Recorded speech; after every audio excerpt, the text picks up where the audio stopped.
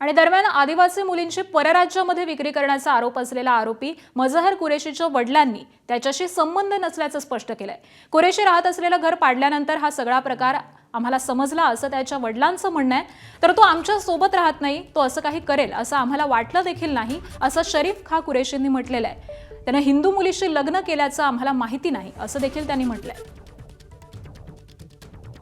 संशयित आरोपी म्हणून जे आहेत त्यांचे वडील जे आहेत शरीफ कुरेशी हे आपल्या सोबत आहेत। काय नेमका हा प्रकार आहे, काय वाटतं आपल्याला?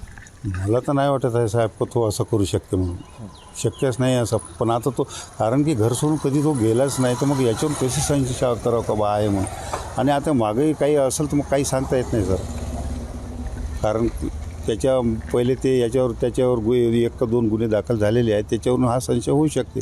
पण असं करून म्हणून अशी गॅरंटी नाही सर, कारण की आमच्या याच्यात तसं झालंच नाही अजून। त्याच्यावरती एक आरोप करण्यात येते की आता अनधिकृतप्रमाणे घरसुद्धा बांधकाम करण्यात आलं, त्याच्यावरती नोटीस चिपकवण्यात आली आणि त्या पाडण्यात आलं कल्याणी मजहर कुरेशी असं त्याच्यावर। त्यांच्यासोबत आमचा काहीच संपर्क नाही आणि आम्ही त्याला ओळखतही नाही। ज्या वेळेला ते मकान पाडलं आणि त्या न्यूजमध्ये हे केलं तेव्हाच आम्हाला माहीत झालं का हे याचं तिथं हे असं होतं बा म्हणून, दुसरं काहीच नाही। हिंदू मुलगी जे कल्याणी कुरेशीच्या सोबत विवाह झाला आहे आणि असं त्याच्या नावावर सर हा याच्याबद्दल काहीच माहिती नाही सर आम्हाला, विवाह झाला का नाही झाला असं काहीच माहिती नाही सर। एकंदरीत हे संपूर्ण या प्रकरणामध्ये गो तस्करी करण्यात येते किंवा मग अवैध धंदे आहेत असाही एक आरोप हिंदुत्ववादी संघटनाकडून करण्यात येत आहे। तर सर तो पहिले सुरुवातीला करा, पण ज्यावेळी बंदी आली तेव्हापासून ते सगळं बंद झालेलं आहे सर।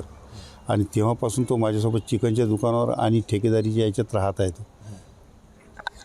पण एकंदरीत जर पाहिलं तर संशयित आरोपी म्हणून सर्व हिंदुत्ववादी संघटनाचा रोष आहे।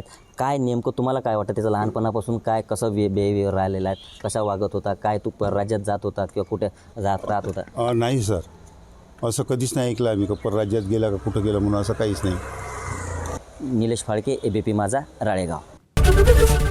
एबीपी माझा, उघडा डोळे बघा नीट।